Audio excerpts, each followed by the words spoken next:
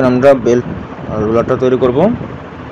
তো তার জন্য আমি একটা পার্টস ফাইল ওপেন করলাম।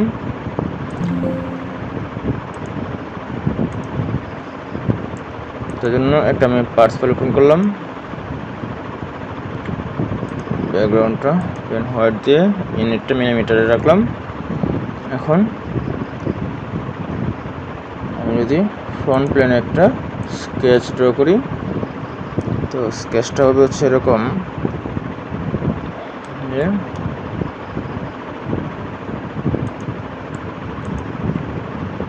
আর একটা কনস্ট্রাকশন লাইন থাকবে।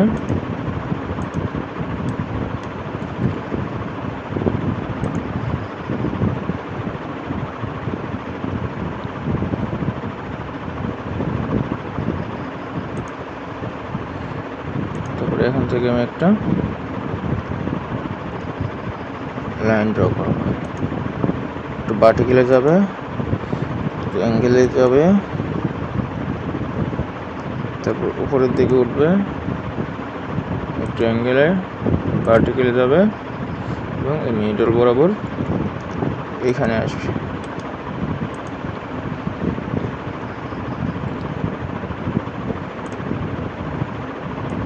তো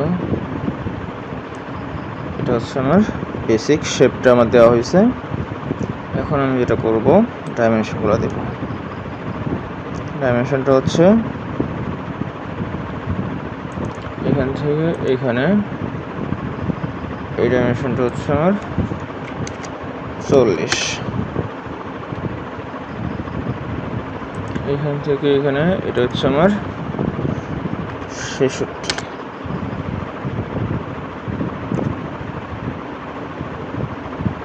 এখান থেকে এখানে এই ডাইমেনশনটা হচ্ছে 9, এখান থেকে এখানে এটা হচ্ছে 7।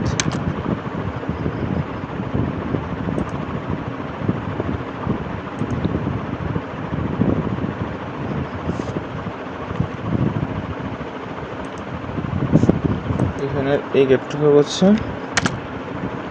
8,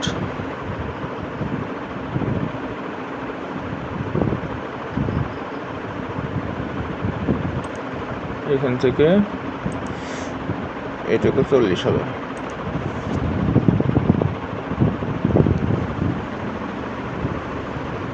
তারপরে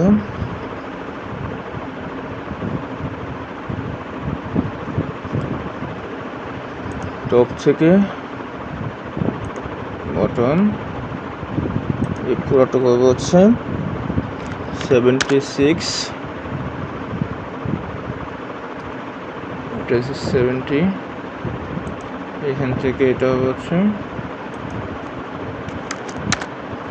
70, এটা এখান থেকে এটা হচ্ছে 30, এখান থেকে এটা হচ্ছে 24। এই ডাইমেনশনগুলো দেওয়া হয়েছে। এখন এটা হচ্ছে মূলত আমার এই বরাবর থেকে যদি এটাকে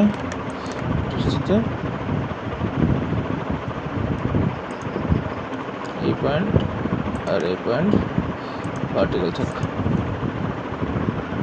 এখন আমি এই শেপটুকুকে মিরর করব।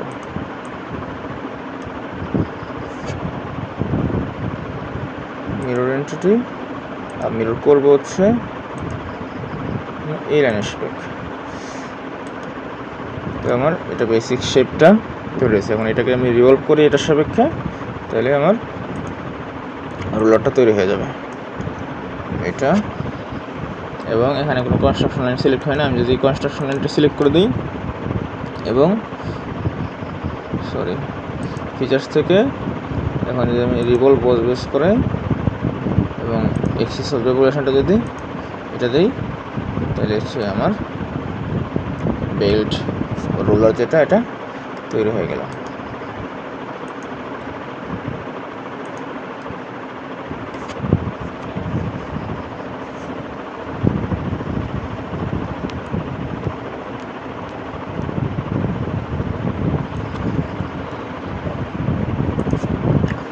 এটার ক্ষেত্রে আমি একটা ম্যাটেরিয়াল এখানে সিলেক্ট করে দেব, এটা হচ্ছে কাস্টিল।